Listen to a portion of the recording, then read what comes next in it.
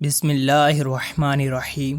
بنی اسرائیل کا واقعہ ہے کہ ایک مرتبہ ایک نئے خاتون کسی باغ میں گئی تو دو شخص اس نئے خاتون کے پاس آ گئے اور کہنے لگے، تم ہمارے ساتھ بدکاری کے لیے راضی ہو جاؤ، ورنہ ہم دونوں یہ کہیں گے کہ ہم نے تمہارے ساتھ ایک آدمی کو بدکاری کرتے ہوئے دیکھا تو آدمی بھاگ گیا اور ہم نے تمہیں پکڑ لیا۔ یہ سن کر وہ نئے خاتون کہنے لگی، میں تمہاری بات کبھی نہیں مانوں گی۔ وہ دونوں آدمی اس نئے خاتون کو پکڑ کر لوگوں کے پاس لے آئے اور اس خاتون پر گناہ کی تہمت لگا دی۔ اس دور میں یہ طریقہ تھا کہ بدکار شخص کو ایک جگہ 3 دن تک کھڑا رکھتے، پھر آسمان سے آگ آتی اور اسے جلا دیتی، لہٰذا لوگوں نے اس نئے خاتون کو بھی اسی جگہ کھڑا کر دیا۔ تیسرے دن 7 یا 13 برس کی عمر کا ایک معزز بچہ آیا تو لوگوں نے اس محترم بچے کے لیے ایک کرسی رکھ دی۔ وہ معظم بچہ اس کرسی پر بیٹھ گیا۔ پھر اس محترم بچے نے ان دونوں آدمیوں کو بلوایا تو وہ دونوں تمسخر والے انداز میں آئے۔ معزز بچے نے لوگوں سے فرمایا، ان دونوں کو الگ الگ جگہ پر لے جاؤ۔ پھر ایک کو بلوایا اور پوچھا، تم نے کس درخت کے پیچھے اس عورت کو زنا کرتے ہوئے دیکھا تھا؟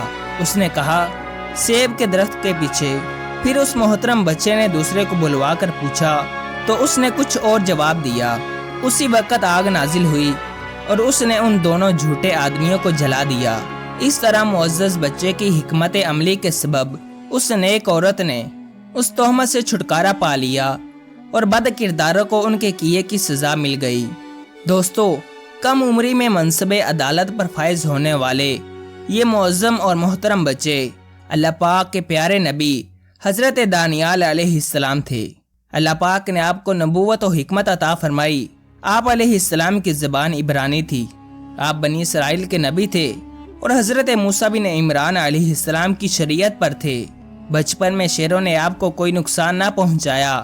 بڑے ہوئے تو کافروں نے کنویں میں ڈال دیا۔ وہاں شیر آپ کے تلووں کو چاٹنے لگا اور آپ کے سامنے دم ہلانے لگا تھا۔ اسی کنویں میں اللہ پاک کے حکم سے ایک فرشتہ آپ کے لیے کھانا لے کر آیا۔ بعض روایات میں ہے کہ حضرت ارمیہ علیہ السلام آپ کے لیے کنویں کے پاس کھانا لے کر آئے تھے۔ آپ کو آگ میں ڈالا گیا تو آپ وہاں صحیح سلامت رہے۔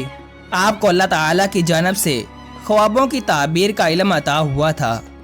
آج بھی کتب تعبیر میں آپ کی بتائی ہوئی تعبیرات مل جاتی ہیں۔ ایک قول کے مطابق آپ علم رمل بھی جانتے تھے۔ آپ علیہ السلام نے امت محمدیہ کے لیے تعریفی کلمات کہے تھے۔ مختلف ادوار کے بادشاہ آپ سے متاثر رہے۔ آپ کی نعش مبارکہ کے وسیلے سے بارش طلب کی جاتی تھی۔ آپ کی تدفین مسلمانوں نے کی اور مال بیت المال میں جمع کروا دیا گیا۔ آپ کی ابھی اس دنیا میں جلوہ گری نہیں ہوئی تھی کہ اس دور کے بادشاہ کو نجومیوں اور اہل علم نے بتایا کہ آج کی رات ایک بچہ پیدا ہوگا جو تیری سلطنت کو تباہ و برباد کر دے گا۔ بادشاہ نے کہا، آج رات پیدا ہونے والے ہر بچے کو قتل کر دو۔ اسی رات حضرت دانیال علیہ السلام کی پیدائش ہوئی تو سپاہیوں نے آپ کو چھین کر شیر اور شیرنی کے آگے ڈال دیا۔ دونوں نے آپ کے تلووں کو چاٹنا شروع کر دیا اور آپ کو کوئی نقصان نہ پہنچایا۔ اللہ کی اس کرم نوازی کو آپ نے ہمیشہ یاد رکھنے کے لیے اپنی انگوٹھی کے نگینے پر اپنی اور 2 شیروں کی تصویر بنوائی، جس میں دونوں شیر آپ کے تلووں کو چاٹ رہے تھے۔ آپ علیہ السلام نے امت محمدیہ کے لیے تعریفی کلمات یوں بیان کیے، وہ لوگ ایسی نماز پڑھیں گے کہ اگر قوم نوح ایسی نماز پڑھتی تو غرق نہ ہوتی، اگر قوم عاد ایسی نماز پڑھتی عذاب والی ہوائیں ان پر نہ بھیجی جاتیں، اگر قوم سمود ایسی نماز پڑھتی تو سخت ہولناک آواز انہیں نہ پکڑتی۔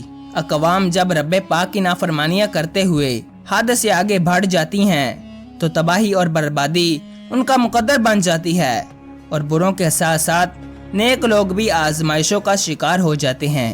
لہٰذا کافر و ظالم بادشاہ بخت نصر نے بیت المقدس کو تباہی اور بربادی کا نشان بنا دیا اور بنی اسرائیل کے 70,000 لوگوں کو قیدی بنا کر بابل لے آیا۔ پھر قیدیوں کو یہاں کے رئیسوں میں تقسیم کر دیا، لیکن چند قیدی اپنے پاس رکھے۔ ان میں حضرت دانیال علیہ السلام بھی تھے۔ آپ علیہ السلام کا بخت نصر کی قید میں آ جانا اللہ پاک کی جانب سے آپ کے لیے آزمائش اور امتحان تھا۔ جس میں آپ پورے اترے۔ بادشاہ نے ایک رات ہیبتناک خواب دیکھا۔ صبح اٹھا تو بھول گیا کہ کیا دیکھا تھا۔ جادوگروں اور نجومیوں کو جمع کر کے پوچھا تو سب نے کہا تم خواب بیان کر دو، ہم تعبیر بتا سکتے ہیں۔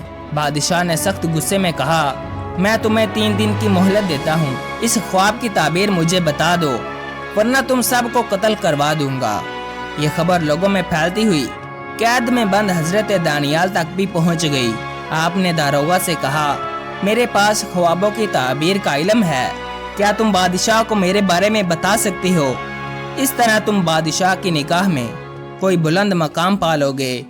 داروغہ نے کہا مجھے ڈر ہے کہ آپ بادشاہ کے عتاب کا شکار ہو جائیں گے، شاید جیل خانے کا غم آپ پر سوار ہو گیا ہے کہ آپ اس طرح باہر جانا چاہتے ہیں۔